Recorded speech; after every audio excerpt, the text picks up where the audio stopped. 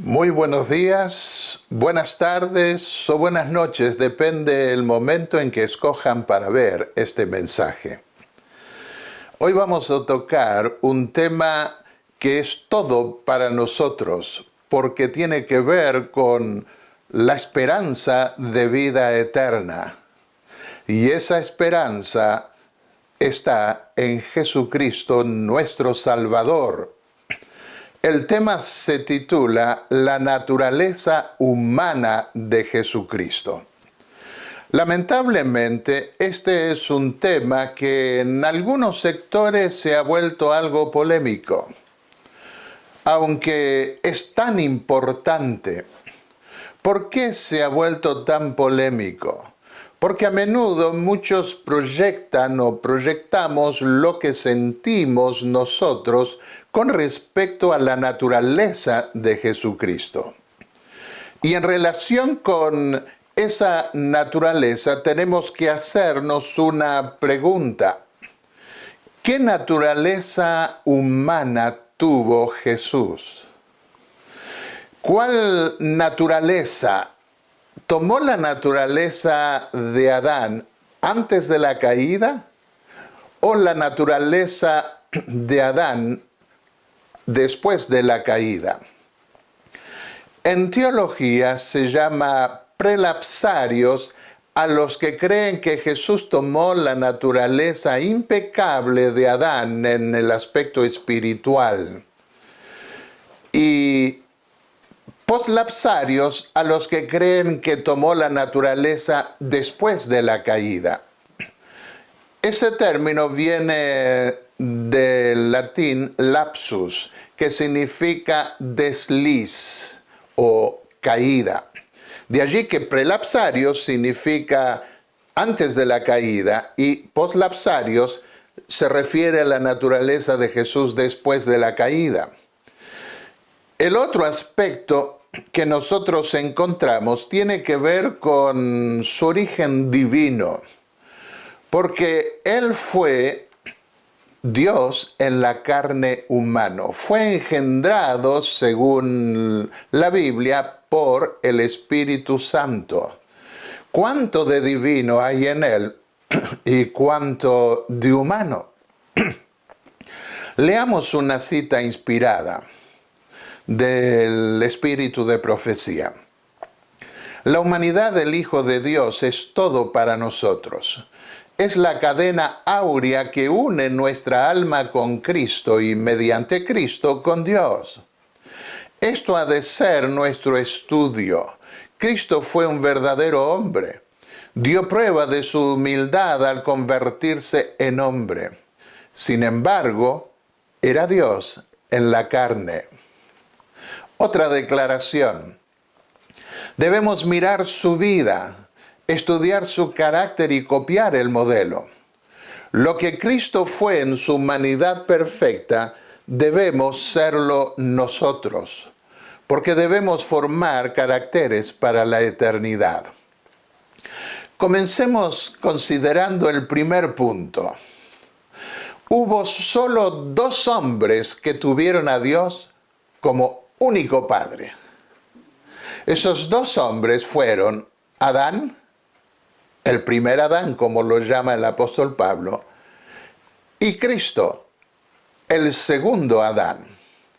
Ninguna de esas dos personas tuvo una naturaleza espiritual pecaminosa, porque el Padre Celestial no engendra la pasión de la carne. Lo encontramos en la primera epístola de Juan, el capítulo 2 y el versículo 16. De manera que aquí encontramos que en la tierra hubo solo dos hombres que fueron hechos o engendrados, en el caso de Jesús, por Dios, que tuvieron como Padre exclusivo a Dios. Y esto ya marca una diferencia significativa. El apóstol Pablo dice en 1 Corintios 15, 45, el primer hombre, Adán, fue hecho alma viviente, el último Adán, espíritu vivificante o espíritu que da vida. Primera de Corintios 15, 45. Bueno, incluimos en el primer Adán también a Eva porque fue tomada de la costilla de Adán y hecha por Dios, por supuesto, también. Ahora, ¿qué podemos decir del primer Adán?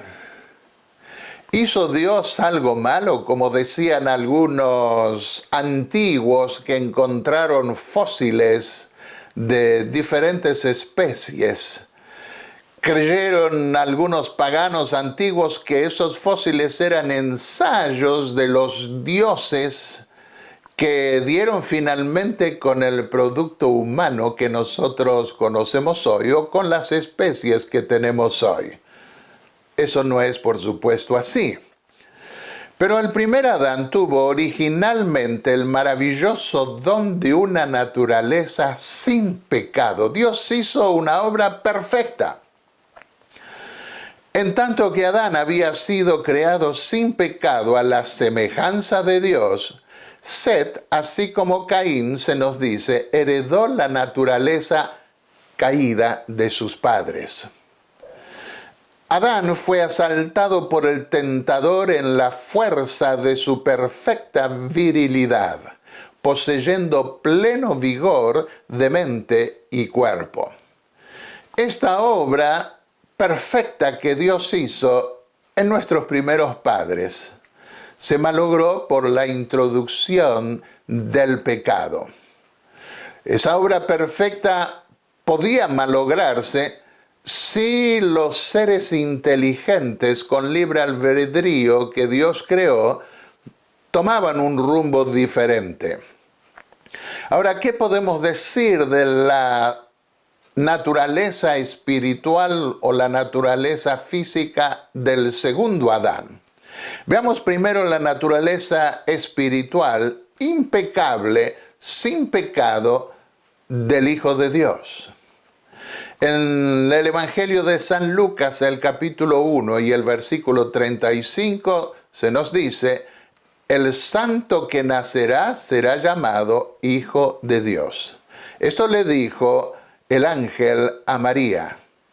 Y el niño que se ha engendrado en ella, en María, le dijo Dios a José, es del Espíritu Santo. Su naturaleza espiritual, nos dice el espíritu de profecía, estaba libre de toda mancha de pecado.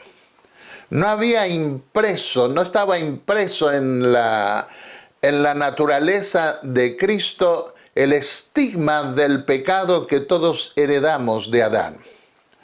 Él iba a ocupar su posición a la cabeza de la humanidad, tomando la naturaleza, pero no la pecaminosidad del hombre. Bueno, ¿qué podemos decir de la naturaleza física del Hijo de Dios? El profeta Isaías en el capítulo 52 y el versículo 14 nos dice, fue desfigurado de los hombres su parecer, y su hermosura más que la de los hijos de los hombres. Subirá como raíz de tierra seca. No hay parecer en él, ni hermosura. Le veremos más sin atractivo para que le deseemos. Despreciado y desechado entre los hombres, varón de dolores, experimentado en quebranto. Y como que escondimos de él el rostro, fue menospreciado y no lo estimamos. Esto se encuentra en el capítulo 53 del libro de Isaías. Al considerar la naturaleza física de Cristo, nosotros nos asombramos de la condescendencia divina. La encarnación del Hijo de Dios será siempre un misterio. No porque Dios no lo haya revelado. Misterio no significa la imposibilidad de conocer algo.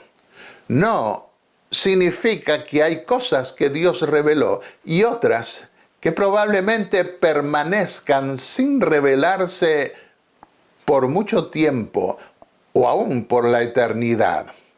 Pero lo que se nos reveló es lo que nosotros necesitamos conocer.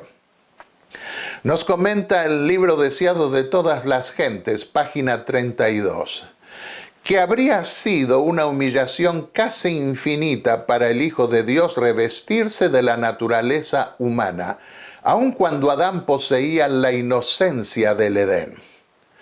Pero Jesús aceptó la humanidad cuando la especie se hallaba debilitada por 4000 años de pecado.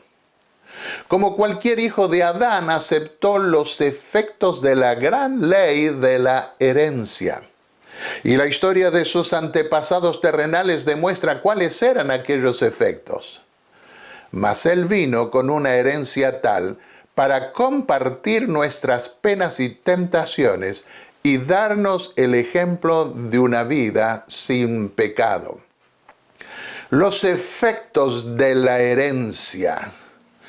Al considerar esta declaración, nosotros tenemos que mirar la historia y encontramos que en un principio los hombres vivían cerca de 1000 años antes del diluvio. Pero la vida fue decreciendo y en los días de Moisés los que llegaban a 70 años sentían ya los efectos de la vejez. Este servidor ha llegado a la década de los 70. Y recuerdo cuando un amigo mío me dijo, uy, cuidado, a los 70 empiezan los problemas. Bueno, yo ni pienso en los problemas que puedan venir por la vejez. Pero los efectos del pecado se hicieron sentir de muchas maneras en muchas personas. Y en lo que hoy nosotros percibimos, la altura, la fortaleza física, el poder mental no es el mismo que cuando el ser humano salió de las manos del Creador. En relación con la naturaleza humana que adoptó Jesús, leemos en el Espíritu de Profecía, su naturaleza humana rehuía el conflicto que le aguardaba. Durante 40 días ayunó y oró. Débil y demacrado por el hambre, macilento y agotado por la agonía mental. Desfigurado era su aspecto más que el de cualquier hombre y su forma más que la de los hijos de Adán, como acabamos de leer en la profecía de Isaías 53. ¡Qué contraste con este ser perfecto, el primer Adán!, dice otra declaración. Con este ser perfecto presentó el segundo Adán al entrar en el desierto para hacer frente a Satanás sin ayuda. Por 4000 años la raza había estado disminuyendo en tamaño y fuerza física y deteriorándose en valor moral, perdiendo fuerza física y mental. Pasajes que ustedes pueden ver en la pantalla del Espíritu de Profecía. Aún los efectos morales que afectan la naturaleza física pudieron verse, dejaron sus marcas en el cuerpo del Hijo de Dios. Sin embargo, nunca llevó enfermedad en su propia carne. El Hijo de Dios poseía la salud de la virilidad perfecta. Sí, se cansó, tuvo sed, tuvo hambre, durmió, ayunó, estaba al punto de terminar con la vida humana por no ingerir alimento y ayunó para hacer frente a la batalla que tenía por delante, porque había venido a arrebatarle al príncipe del mal el reino de este mundo. El apóstol Pablo dijo en Romanos el capítulo 5, versículo 14, el pecado entró en el mundo por un hombre y la muerte por el pecado. Así también la muerte se extendió a todos los hombres, Romanos 5, 12 y después 14. Y la muerte reinó desde Adán aún sobre los que no habían pecado con una transgresión semejante a la de Adán, el cual es figura del que había de venir. Ahora Jesús fue tentado, el segundo punto que vamos a considerar ahora, Jesús fue tentado como Adán antes de la caída, sin propensión, inclinación, tendencia al mal.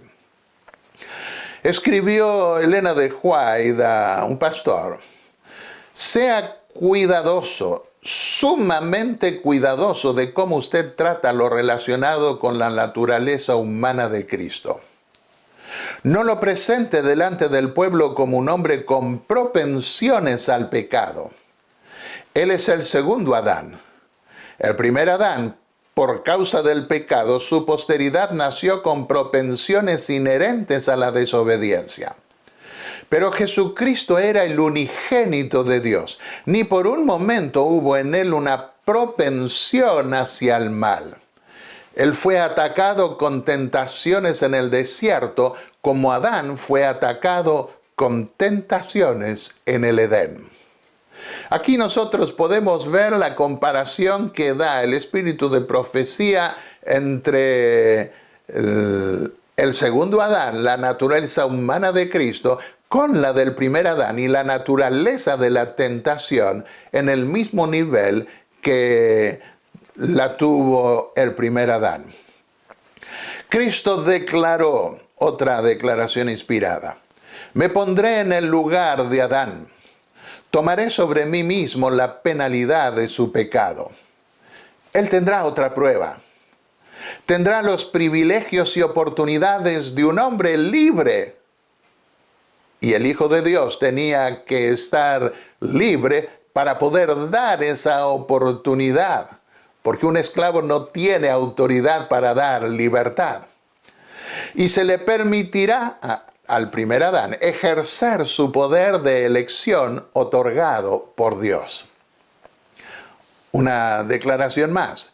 Cristo pasó sobre el suelo en donde Adán tambaleó y cayó. Como sustituto y garante del hombre, Cristo redimió la vergonzosa caída de Adán y guardó el camino del Señor. Y hay varias declaraciones más que podemos leer. Dice: los hombres están contaminados con pecado y no pueden hacerse un concepto adecuado del carácter odioso del mal. Pero Cristo odió el pecado con un odio perfecto, porque Él era santo. Fue santo desde el mismo principio. No debe haber la menor duda en cuanto a la perfecta libertad de pecaminosidad en la naturaleza humana de Cristo. Pasemos ahora a un tercer punto. Por naturaleza somos malos pecadores y mortales. Consideremos nuestra naturaleza, la que heredamos de Adán. Se requería que el Hijo de Dios no heredase la naturaleza pecaminosa de Adán para poder darnos vida, porque nosotros recibimos la pena de muerte por causa del pecado de Adán. Dice el Salmo 51 y el versículo 5: yo nací en iniquidad y en pecado me concibió mi madre. Y Salmo 58:3 dice: desde la matriz están desviados los impíos, desde su nacimiento se descarrían los que hablan mentiras. Se vio eso en los dos hijos de Rebeca, que se casó con Isaac. Se peleaban ya en los dos hermanos desde el mismo vientre de su madre. Algunas declaraciones inspiradas. La epístola a los Romanos, el capítulo 5, el versículo 12, dice: el pecado entró en el mundo por un hombre, y la muerte por el pecado. Así también la muerte se extendió a todos los hombres, por cuanto todos pecaron. Y vimos también que el apóstol Pablo se refirió hace unos momentos que aún pasó a los que pecaron no en la misma forma que Adán, porque nosotros pecamos con una herencia mala, pero Adán cometió pecado, cayó en la tentación sin haber heredado propensiones hacia el mal. Todos nosotros en otro tiempo vivíamos en las pasiones de nuestra carne, satisfaciendo los deseos de la carne y de la mente. Y éramos por naturaleza hijos de ira, lo mismo que los demás, hijos de desobediencia, Efesios el capítulo 2, los versículos 2 y 3. La naturaleza humana fue corrompida en su misma fuente, nos comenta el espíritu de profecía. Y si fue corrompida en la misma fuente es porque no podía heredar otra cosa que el pecado, la mancha del pecado que está sobre toda la humanidad. Miren esta declaración. La herencia de los hijos es el pecado. Todos heredamos eso. El pecado los separó de Dios. Jesús dio su vida para poder unir los lazos rotos a Dios. En relación con el primer Adán, los hombres no reciben ninguna otra cosa que culpa y la sentencia de muerte. Si tenemos la sentencia de muerte que cayó sobre Adán, es porque heredamos también su culpa, no el grado de culpabilidad. Esto lo podemos ver, por ejemplo, en los niños paganos a quienes Dios ordenó destruir, a todo el pueblo entero en algunos casos. A todos les dio la oportunidad de ser salvos. A todos les permitió ver su poder para que se arrepintieran. Pero los juicios que Dios ejecutó en lo pasado iban a ser una ilustración del juicio final que destruirá finalmente este mundo entero y morirán hombres, mujeres, niños pequeños. Si hubieran nacido libres, esos pequeños no hubieran necesitado morir, pero aún los bebés necesitan del segundo Adán para poder librarse. Este es un tema muy abarcante del que no puedo ahora dedicarle tiempo. Escribí un documento bastante extenso que ustedes pueden ver en mi página de internet sobre la naturaleza humana de Jesucristo, y en donde explico la suerte de los niños de padres fieles y de los niños de padres infieles que perecerán. Jesús da un paso adelante, sin embargo, y pasa sobre el terreno donde Adán cayó, sufriendo toda prueba en ayuda del hombre, redime la caída y el fracaso vergonzoso de Adán al salir sin mancha de la prueba. ¿Qué nos dice el profeta Jeremías, la Biblia, acerca de esa herencia natural de culpa, de pecado, de muerte que recibimos? Engañoso es el corazón, Jeremías 17:9, más que todas las cosas, y perverso, ¿quién lo conocerá? Dijo el sabio Pascal que el corazón tiene sus razones que la razón no entiende. Es otra manera de mostrar que es difícil conocer aún nuestro propio corazón porque es engañoso por naturaleza. En Génesis 8:21 se nos dice que el intento del corazón del hombre es malo desde su niñez. En Génesis 6:5 dice que toda intención de los pensamientos de su corazón, del corazón del hombre, era solo siempre el mal. Y en el libro El deseado de todas las gentes nosotros vemos repetido este pensamiento donde dice, por naturaleza el corazón es malo. Somos malos por naturaleza. En Adán todos mueren. Primera de Corintios 15:22. Erais esclavos del pecado. Romanos 6:17.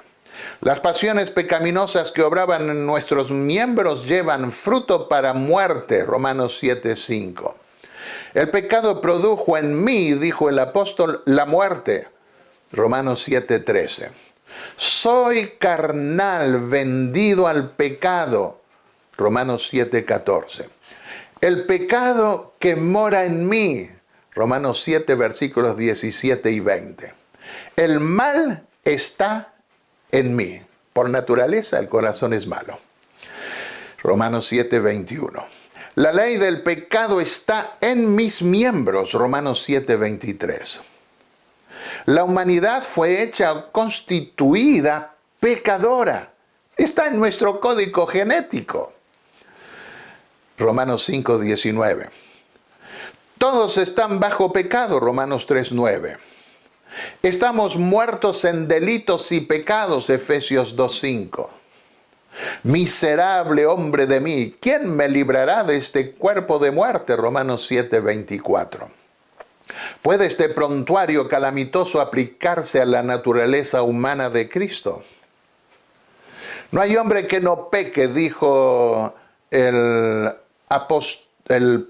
rey Salomón. Primera de Reyes 8:46.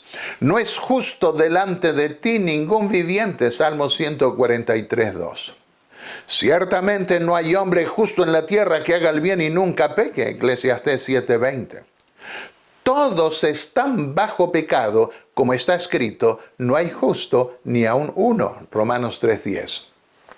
Si decimos que no tenemos pecado, nos engañamos a nosotros mismos y la verdad no está en nosotros. Primera de Juan 1, versículos 8 y 10. De la punta del pie a la cabeza no hay nada sano en ustedes. Todo es heridas, golpes, podrida llaga. Nadie se las ha curado ni vendado, ni les ha calmado los dolores con aceite. Isaías 1, versículo 6. ¿Quién hará algo limpio de lo inmundo? Nadie. Job 14:4. ¿Qué es el hombre para que sea puro o el nacido de mujer para que sea justo? Job 15:14. ¿Quién puede decir, yo he limpiado mi corazón, limpio estoy de mi pecado? Proverbios 20:9. No podemos cambiar nuestra condición, pero debemos preguntarnos, todo este prontuario, toda esta descripción, ¿se aplica a la naturaleza humana de Cristo? Por supuesto que no. Él vino con una naturaleza espiritual limpia, libre de todo este legajo mortal que recibimos y pecaminoso que recibimos del primer hombre. Después que Adán y Eva pecaron, estuvieron bajo la esclavitud de la ley, nos comenta el espíritu de profecía. Era imposible para quienes se habían una vez debilitado a sí mismos por la transgresión cumplir con los requerimientos de Dios. La consecuencia y la penalidad del pecado estaba sobre la raza. En Cristo es diferente. Nosotros podemos ver en Él alguien que no tuvo esa herencia, que de lo contrario hubiera requerido también un Salvador en Él. Pero Él era el Salvador. Todo lo que podamos hacer por nosotros mismos está contaminado por el pecado. Aún nuestras mejores obras no son perfectas, a menos que sean hechas en Cristo. La naturaleza errante y pecaminosa del hombre, una expresión que encontramos en el espíritu de profecía. Hay en su naturaleza humana una inclinación al mal, una fuerza que sin ayuda no puede resistir. Y esa ayuda nos vino de alguien que llegó a nosotros con una naturaleza diferente para impartirnos su gracia, su poder. Veamos un cuarto punto. Para que el Hijo de Dios pudiese ser una ofrenda perfecta y llevar el pecado del pueblo, no podía heredar la naturaleza espiritual caída de Adán, debía ser limpio, sin mancha ni contaminación. Es lo que estamos repitiendo al comparar la naturaleza de Cristo con nuestra naturaleza humana caída. La epístola a los Hebreos, el capítulo 9 y el versículo 14 dice, se ofreció a sí mismo sin mancha a Dios. Primera de Pedro 1:19 dice, fuisteis redimidos de vuestra vana manera de vivir, heredada de vuestros padres, con sangre preciosa, como de un cordero, sin tacha y sin mancha, la sangre de Cristo. Algunas personas que adoptaron el punto de vista poslapsario han captado el problema de la naturaleza humana y han querido imaginarse que Cristo llevó el pecado o heredó el pecado de Adán, que fue hecho pecado en el Getsemaní. Pero Cristo vino como un cordero perfecto para llevar nuestro pecado. Los corderos no eran sacrificados cuando nacían, sino al año. Y en el caso de Cristo, no debemos imaginarnos que Él nació llevando nuestro pecado. No, eso lo iba a efectuar en su ministerio, y en especial el pecado en el antiguo Israel pasaba al cordero cuando el pecador ponía su mano sobre el cordero, confesaba su pecado y con el otro tenía el cuchillo con el que degollaba el cordero. Y encontramos que Jesús fue hecho pecado en el Getsemaní. Leamos algunas declaraciones. Durante toda su vida en la tierra había andado en la presencia de Dios. Juan 8, el Evangelio de San Juan, el capítulo 8, el versículo 9, lo dice. El Getsemaní fue la antesala de la crucifixión del Hijo de Dios. Y había llegado el momento en que ahora iba a dar su vida cargando con los pecados de su pueblo. Por eso continúa diciendo el libro El deseado de todas las gentes. Pero ahora le parecía estar excluido de la luz de la presencia sostenedora de Dios. Ahora se contaba con los transgresores. Debía llevar la culpabilidad de la humanidad caída. Sobre él, sobre el que no conoció pecado, debía ponerse la iniquidad de todos nosotros. Sentía que el pecado le estaba separando de su Padre. La cima era tan ancha, negra y profunda que su espíritu se estremecía ante ella. No debía ejercer su poder divino para escapar de esa agonía. Como hombre debía soportar la ira de Dios contra la transgresión. Cristo asumía ahora una actitud diferente de la que jamás asumiera antes. Como sustituto y garante del hombre pecaminoso, Cristo estaba sufriendo bajo la justicia divina. Los pecados de los hombres descansaban grandemente sobre Cristo y el sentimiento de la ira de Dios contra el pecado abrumaba su vida. En la segunda epístola a los Corintios, el capítulo 5 y el versículo 21 nos dice con palabras imposibles de confundir. El apóstol Pablo, al que no conoció pecado, por nosotros lo hizo pecado. Después de haber vivido una vida ejemplar, sin pecado, está diciendo el apóstol Pablo, fue hecho pecado, para que nosotros fuésemos hechos justicia de Dios en él. Ese trueque, ese cambio de nosotros siendo pecadores, que se puso ahora sobre Cristo, hace que Dios nos mire a nosotros como mira a su Hijo. Cristo no poseía la misma deslealtad pecaminosa, corrupta y caída que nosotros poseemos, porque en ese caso no podría ser una ofrenda perfecta. Aquí vemos que Él no vino con esa naturaleza pecaminosa de Adán en lo que respecta a sus facultades espirituales. Si no, no hubiera podido ser una ofrenda perfecta. Que cada ser humano sea advertido desde la base que no haga a Cristo totalmente humano, un ser igual a nosotros. Él es semejante, pero no igual. porque esto no puede ser, nos comenta la pluma inspirada. Nunca de ninguna manera deje la más leve impresión en las mentes humanas de que había una mancha o inclinación a la corrupción en Cristo. Fue tentado en todo como el hombre es tentado, pero se lo llama esa cosa santa. Y veamos la caída de Adán, lo que ocurrió una vez que Adán cayó. Después de la caída, Dios vio que el hombre no tenía poder en sí mismo para guardarse de pecar y se hizo provisión para que pudiese recibir ayuda.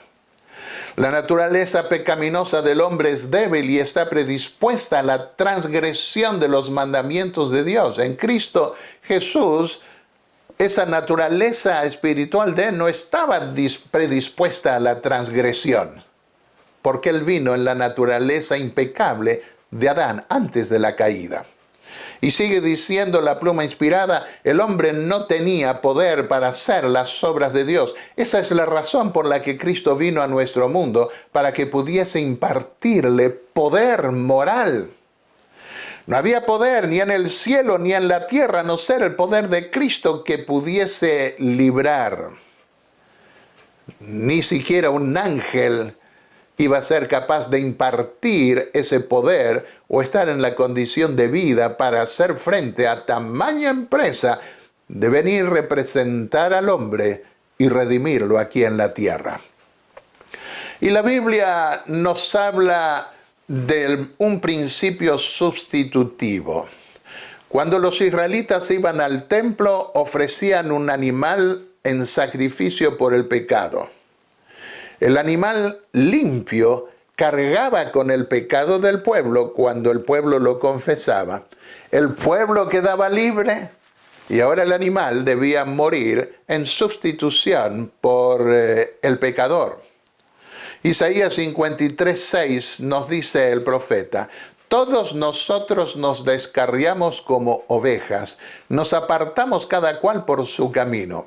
Pero el Señor hizo que cayera sobre él la iniquidad de todos nosotros. Y el apóstol Pedro en su primera epístola, el capítulo 2 y el versículo 24, nos dice: él mismo llevó nuestros pecados en su cuerpo sobre la cruz, a fin de que muramos al pecado y vivamos a la justicia, porque por sus heridas fuisteis sanados. Mas el herido fue por nuestras rebeliones, sigue diciéndonos el profeta Isaías, el capítulo 53, 700 años antes de la venida de Cristo. Fue molido por nuestros pecados, el castigo de nuestra paz fue sobre él, y por su llaga fuimos nosotros curados. Todos nosotros nos descarriamos como ovejas, cada cual se apartó por su camino. Mas el Eterno cargó en él el pecado de todos nosotros. Y aunque nunca hizo maldad ni hubo engaño en su boca, el Eterno quiso quebrantarlo sujetándole a padecimiento. Por su conocimiento justificará mi siervo justo a muchos y llevará las iniquidades de ellos.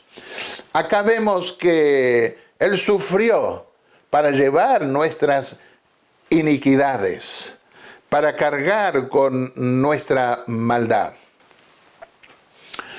Vayamos a los evangelios para entender cómo es que Jesús lleva nuestros pecados, aún nuestras aflicciones, nuestras enfermedades. Este punto es supremamente importante porque por el hecho de que la Biblia y el espíritu de profecía dicen que Jesús llevó nuestro pecado, algunos quieren interpretar que él heredó nuestro pecado cuando nació. No, él llevó nuestros pecados, asumió nuestro lugar cuando ejerció su ministerio. Nos dice el capítulo 8 del Evangelio de Mateo, capítulos 16 y 17, versículos 16 y 17. Y al atardecer le trajeron a Jesús muchos endemoniados, y expulsó a los espíritus con su palabra, y sanó a todos los que estaban enfermos, para que se cumpliera lo que fue dicho por medio del profeta Isaías cuando dijo: Él mismo tomó nuestras flaquezas y llevó nuestras enfermedades. Así que nosotros podemos ver, Él no se enfermó. Él no fue poseído por demonios cuando les quitó el demonio. Él no llevó en su carne ningún estigma de pecado, pero fue hecho pecado, aún permaneciendo santo, limpio. Esa es la paradoja del Evangelio que considero en otros temas anteriores a la luz del ritual antiguo y que se cumple también en los Evangelios, y que si no se entiende bien esa paradoja, no se entiende bien tampoco el Evangelio. Solo Cristo era capaz de llevar las aflicciones de toda la familia humana, se nos dice. En todas sus aflicciones Él fue afligido. Nunca llevó enfermedad en su propia carne, pero llevó las enfermedades de otros. Cuando la humanidad sufriente presionaba a su alrededor, aquel que estaba en la salud de la virilidad perfecta se afligía con ellos. Él tomó sobre sí la humanidad para poder conocer las debilidades y tentaciones de la humanidad y de esta forma saber cómo ayudar y salvar a los hombres. El capitán de nuestra salvación fue hecho perfecto mediante el sufrimiento. Y miren esta declaración. No era perfecto antes. Sí, pero fue hecho un Salvador perfecto al aprender obediencia por las cosas que sufrió. Se pone a prueba el carácter de las personas cuando sufren. Así también el carácter de Cristo se puso a prueba por el sufrimiento que cargó de la especie humana. Cristo en los días de su carne, habiendo ofrecido oraciones y súplicas con gran clamor y lágrimas al que podía librarle de la muerte, Hebreos 2:10, fue oído a causa de su temor reverente, y aunque era hijo, aprendió obediencia por lo que padeció. Y habiendo sido hecho perfecto, un perfecto Salvador, aprendió a cumplir el papel del siervo sufriente profetizado por Isaías. Vino a ser fuente de eterna salvación para todos los que le obedecen. Hebreos 5, versículos 7 al 9. Porque convenía que aquel para quien son todas las cosas y por quien son todas las cosas, llevando muchos hijos a la gloria, hiciera perfecto por medio de los padecimientos al autor de la salvación de ellos. Hebreos 2, versículo 10. Veamos un sexto punto al considerar la naturaleza humana de Jesús. Algunos piensan, bueno, si vino con una naturaleza espiritual perfecta, tal vez no podía sufrir como nosotros que estamos llevando los achaques de una naturaleza caída. Pero es justamente al revés, ¿no? Se entiende la naturaleza de la lucha espiritual que se libra entre santos y pecadores, dirían algunos. El sexto punto, nunca nadie sufrió como Cristo justamente por tener una naturaleza limpia y sana en un mundo de pecado. Él pisó solo el lagar, por usar la expresión bíblica. La naturaleza humana de Cristo se asemeja a la nuestra y sintió el sufrimiento más agudamente debido a que su naturaleza espiritual estaba libre de toda mancha de pecado. Eso nos dice también en la epístola a los Hebreos, el capítulo 2 y el versículo 18. Pues por cuanto él mismo fue tentado en el sufrimiento, es poderoso para socorrer a los que son tentados. Aunque el Salvador estuvo siempre guardado por ángeles celestiales, su vida fue una larga lucha contra los poderes de las tinieblas. Ninguno de nosotros tendrá jamás que sufrir tentaciones tan fuertes como las que acecharon a nuestro Salvador. Y entre las tentaciones más fuertes que tuvo Jesús fue la de abandonar la misión para la cual había venido, la de sujetarse a nuestra condición viviendo en un mundo pecador, siendo Él santo. Otra declaración inspirada. Él es un hermano nuestro, un hermano en nuestras flaquezas, pero no en poseer pasiones semejantes.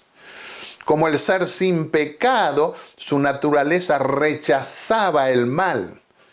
Soportó luchas y tortura del alma en un mundo de pecado. Su humanidad hizo de la oración una necesidad y un privilegio.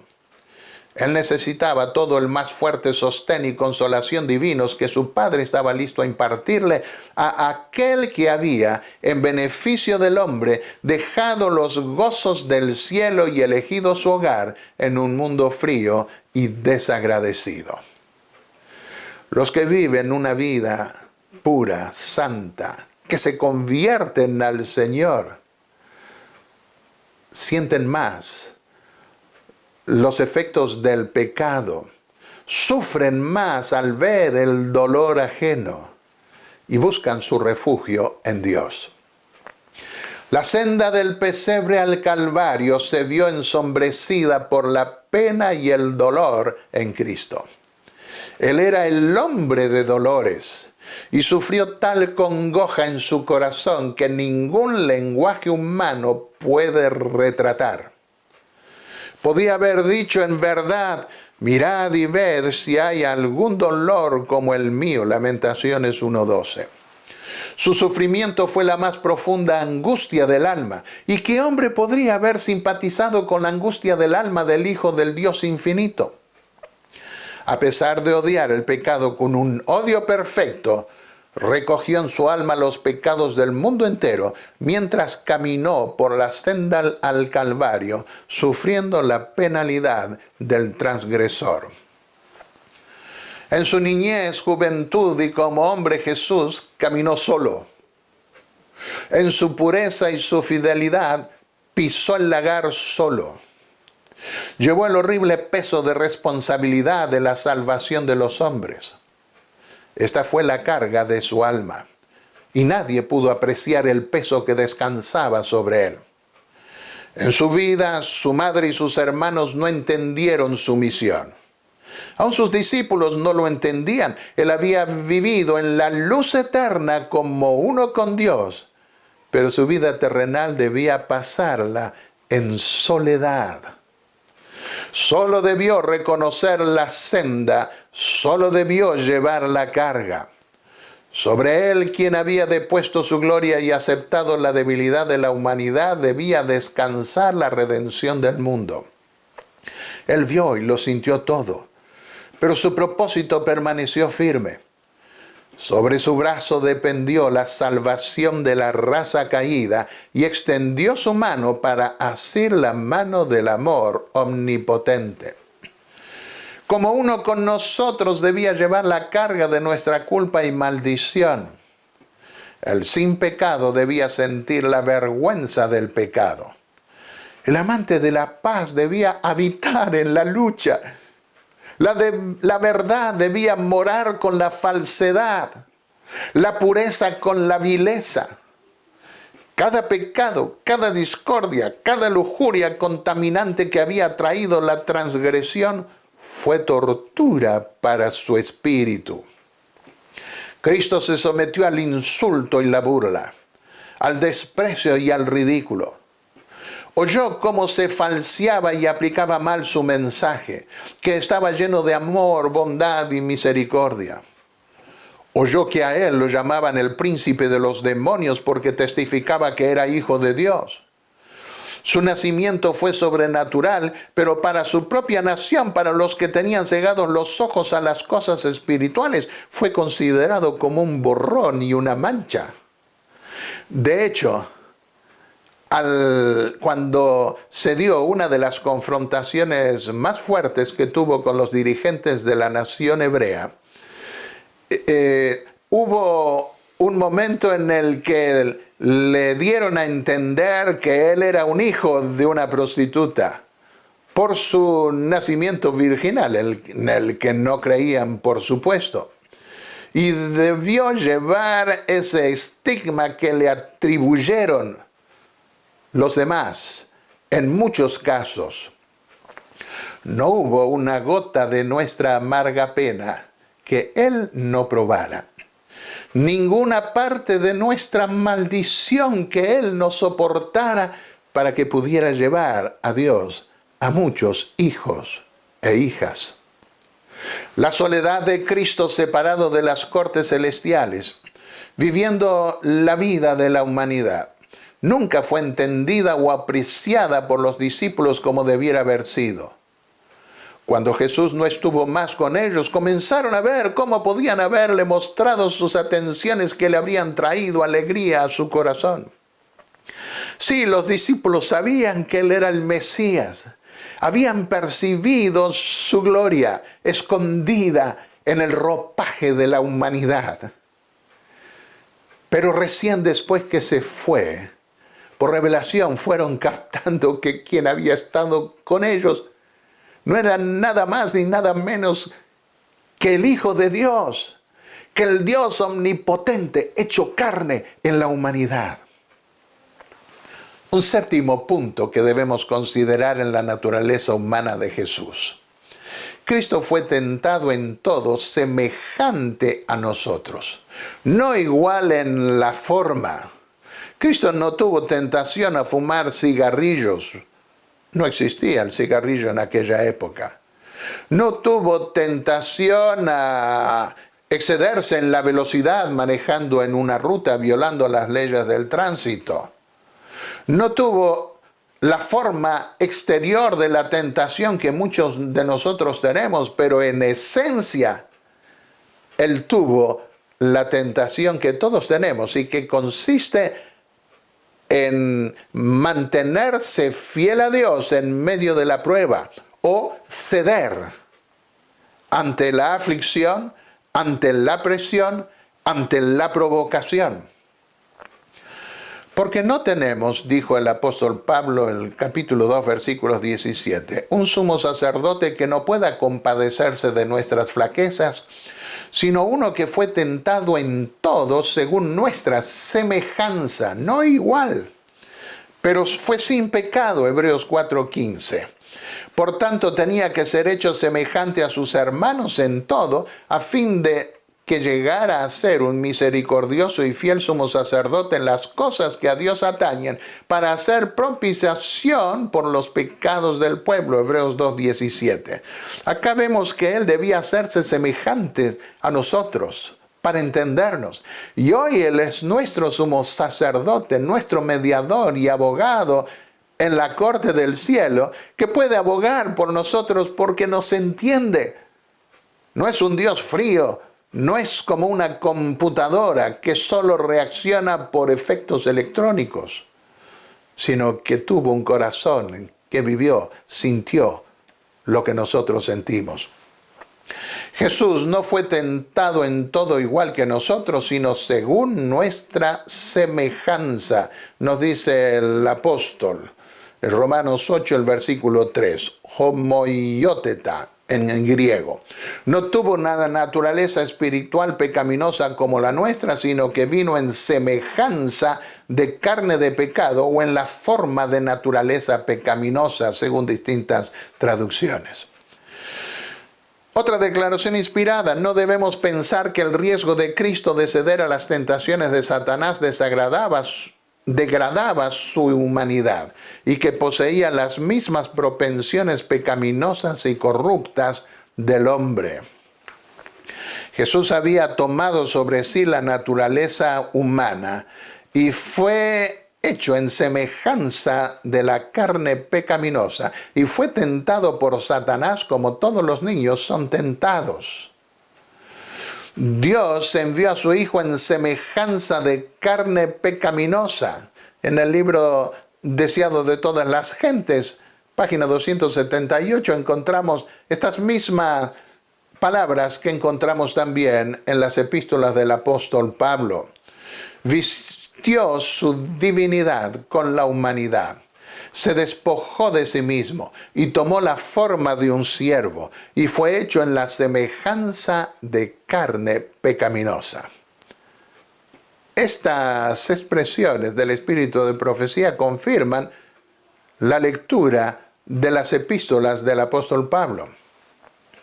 En una declaración dice Elena de White acerca de Jesús que no había una inclinación a la corrupción, pero en nosotros, refiriéndose al ser humano con la naturaleza caída de Adán, dice, sus más fuertes tentaciones vendrán del interior, porque debe luchar contra las inclinaciones del corazón natural, finito e incapaz de ningún bien en y por sí mismo. Por naturaleza, dijo en el libro El deseado de todas las gentes, por naturaleza el corazón es malo. Y por eso necesitamos de un Salvador, de un hombre fuerte. Nuestro Salvador no pudo ser inducido a ceder a la tentación, ni siquiera en pensamiento. Satanás encuentra en los corazones humanos algún asidero en que hacerse firme.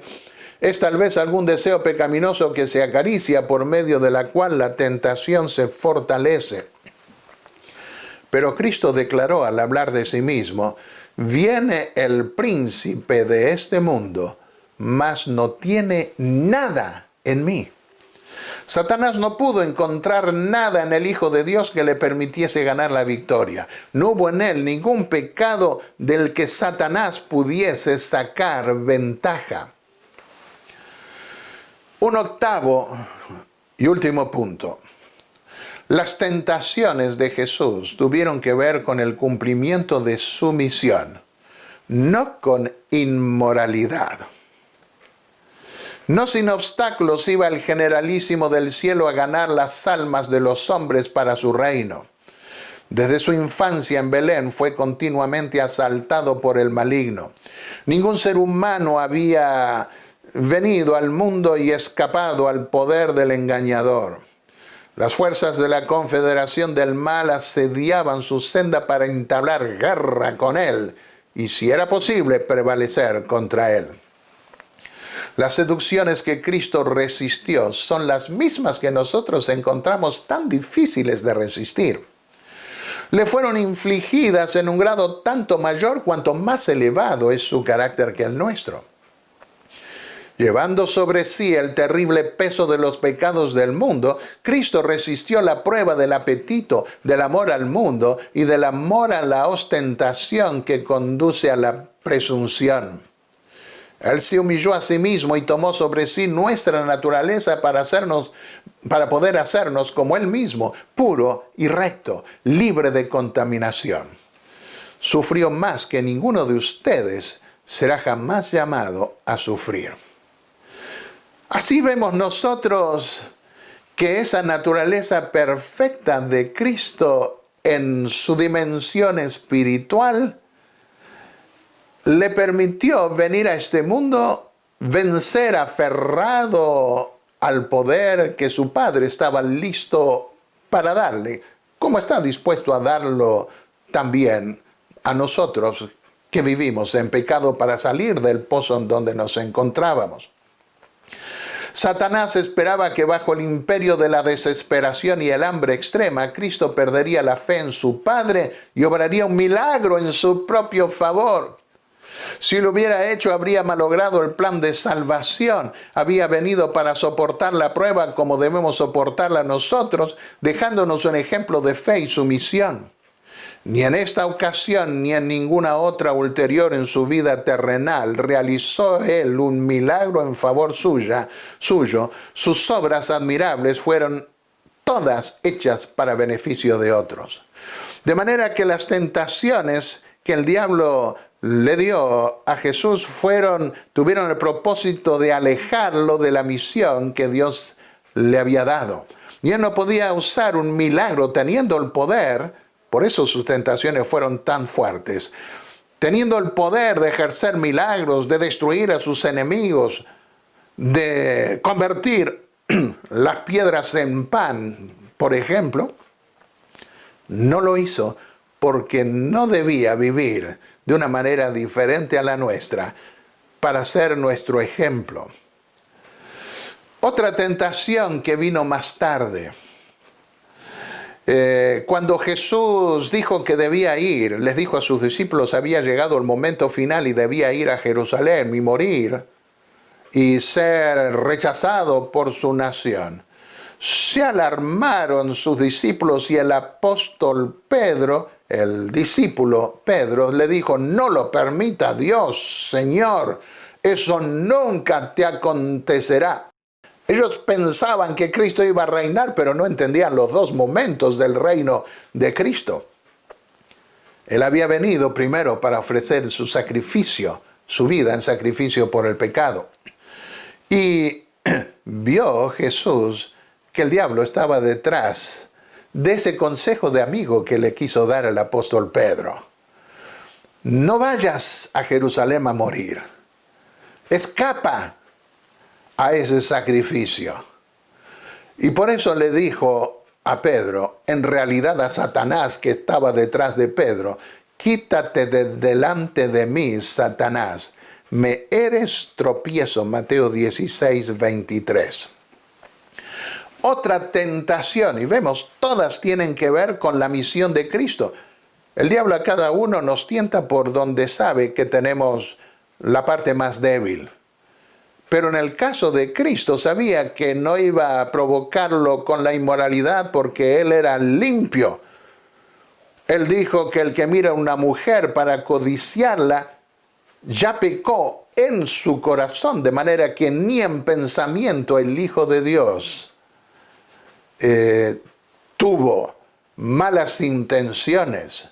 Él era la pureza infinita. Y nosotros debemos purificarnos como Él también es puro, nos dice el apóstol Juan. Y vinieron unos griegos cuando ya estaba en Jerusalén y sabía que ahora iba a dar su vida en pecado por el mundo. Querían ver a Jesús y vio en eso una tentación de Satanás. Tu nación te va a rechazar, escapa de acá, ve a predicarle a los griegos. Va a haber gente entre los griegos que te van a aceptar. Y por eso dijo Jesús, ha llegado la hora para que el Hijo del Hombre sea glorificado.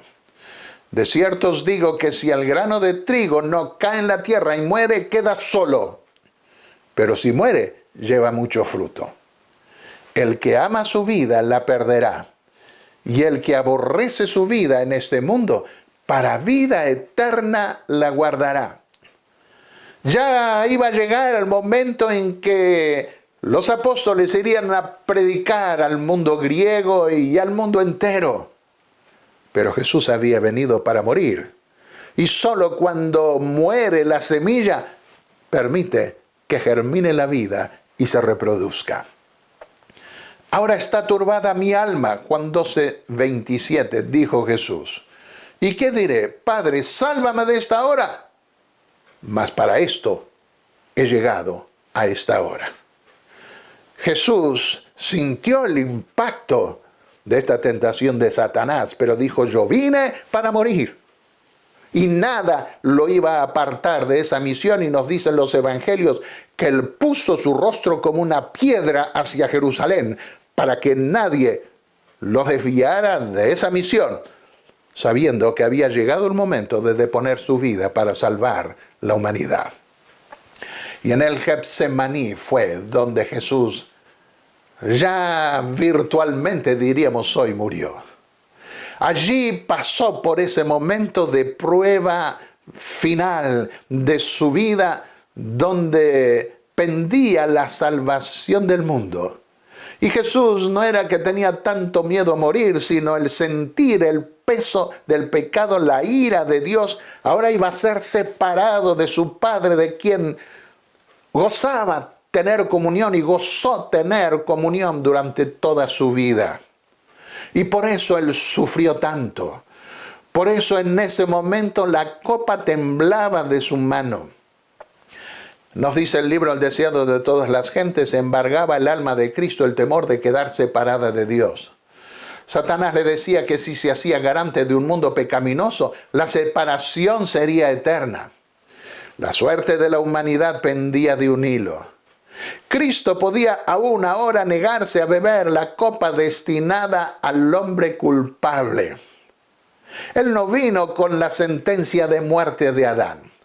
Él no vino con la culpa, con el pecado de Adán que quedó impreso en nuestra naturaleza humana. Porque si hubiera sido así, no hubiera podido abandonar este mundo e ir al Padre. Pero él podía irse, él podía abandonar este mundo porque no había cometido pecado, era perfecto y se había mantenido en santidad durante todo su ministerio. Todavía no era demasiado tarde. Podía enjugar el sangriento sudor de su frente y dejar que el hombre pereciese en su iniquidad. Podía decir, reciba el transgresor la penalidad de su pecado y yo volveré a mi Padre. Padre mío, si no puede este vaso pasar de mí sin que yo lo beba, hágase tu voluntad. Y allí prácticamente murió. Y en las tentaciones de Satanás se vio cómo quiso provocarlo cuando estuvo en el pretorio, cuando estuvo ante el pueblo, cuando Satanás poseyó a esas almas engañadas que gritaban, fuera, fuera, crucifícale, no tenemos más rey que el César. Le escupieron en el rostro, nos dicen los evangelios, y le dieron de puñetazos, y otros le abofeteaban diciendo, adivina Cristo, ¿quién es el que te ha golpeado? Fuera con este y suéltanos a Barrabás. Y cuando estaba en la cruz, se burlaban de él diciendo, a otro salvó, a sí mismo no puede salvarse. Que baje ahora de la cruz para que le creamos. ¿Podría el Hijo de Dios, si hubiese tenido un corazón carnal, bajado y haberlos hecho sufrir? Él habría podido ir después y golpearles las puertas a Pilato y a Caifás y a Anás y a otros diciendo, ¿qué es lo que ustedes estuvieron haciendo conmigo? Pero él había venido a morir. Y tuvo compasión por ellos y hasta dijo, Padre, perdónalos, porque no saben lo que hacen. Seguían burlándose, en Dios confía, que lo libre ahora si lo quiere, porque ha dicho, yo soy el Hijo de Dios. ¿No eres tú el Cristo? Sálvate a ti mismo y a nosotros, dijo uno de los dos ladrones en la cruz que no percibía realmente la misión de Cristo. En todo eso vemos la intención del diablo de apartarlo de la misión. No porque Jesús era un inmoral o tenía tendencias a la inmoralidad, no. Sino lo que él quería era provocarlo a ver si lo arrancaba de su misión. Y cuando murió, el diablo entendió que había perdido la batalla. Él supo que cuando Jesús dijo, Padre, en tus manos encomiendo mi espíritu, consumado es, como un potente grito de victoria, he cumplido la misión que me has dado. Y expiró. En Salmo 22, versículos 6 al 8, decía ya el salmista en profecía, pero yo soy gusano y no hombre, oprobio de los hombres y despreciado del pueblo. Todos los que me ven de mí se burlan, hacen muecas con los labios, menean la cabeza diciendo que se encomiende al Señor, que Él lo libre, que Él lo rescate, puesto que en Él se deleita. A diferencia de una cobra o de una víbora que cuando se la provoca, reacciona y larga su veneno y trata de morder. Un gusano se lo puede pisar o se puede provocarlo y no reacciona. Y eso intentó hacer Satanás con Cristo, pero no pudo. Por eso Jesús es el hombre fuerte, El hombre que nos puede dar la victoria. Él vino a un lugar donde podía pararse y sobre tierra firme para tomarnos de su mano y sacarnos del pozo en el que nos encontramos. Todo el que cumpla por fe los mandamientos de Dios, se nos dice, alcanzará el estado de sin pecado en que vivía Adán antes de la caída. Se requiere obediencia exacta y los que dicen no ser posible llevar una vida perfecta arrojan sobre Dios la acusación de injusticia y falsedad. En este pasaje nosotros podemos ver que nosotros también podemos vivir sin pecado. Podemos tener una vida perfecta en Cristo, no por nosotros mismos, porque por naturaleza somos malos, sino confiando en Cristo y en las promesas de Cristo. Por otro lado, por eso se nos dice, nunca podremos igualar el modelo, porque es una bondad infinita la que se efectúa en su naturaleza humana. No obstante, debiéramos hacer esfuerzos determinados con todos los poderes de nuestro ser para seguir su ejemplo. Por eso, si tú, querido amigo y amiga, o hermano o hermana que me escuchas, caes, no te desanimes en tu intento de seguir creciendo en la santidad. Cristo vino santo y se mantuvo santo hasta el final. Nosotros venimos siendo pecadores, pero crecemos en santidad. No podemos igualar el modelo, pero podemos imitarlo y según nuestra capacidad obrar de una manera semejante. Dios nos invita a que alcancemos la norma de perfección que son los 10 mandamientos y pone como ejemplo delante de nosotros el carácter de Cristo. En su humanidad perfeccionada por una vida de constante resistencia al mal, el Salvador mostró que cooperando con la divinidad, los seres humanos pueden alcanzar la perfección de carácter en esta vida, una perfección en Cristo.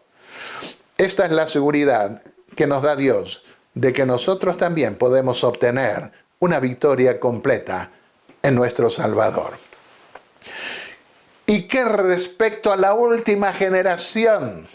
Cristo espera con un deseo anhelante la manifestación de sí mismo en su iglesia. Habrá un pueblo al final que logrará, por la gracia de Dios, o más bien Dios mostrará su poder en esa última generación para revelar el carácter perfecto del Hijo de Dios. Y Cristo espera con un deseo anhelante la manifestación de sí mismo en su iglesia. Cuando el carácter de Cristo sea perfectamente reproducido en su pueblo, entonces vendrá Él para reclamarlos como suyos. Ahora, mientras que nuestro gran sumo sacerdote está haciendo propiciación por nosotros, debemos tratar de llegar a la perfección en Cristo.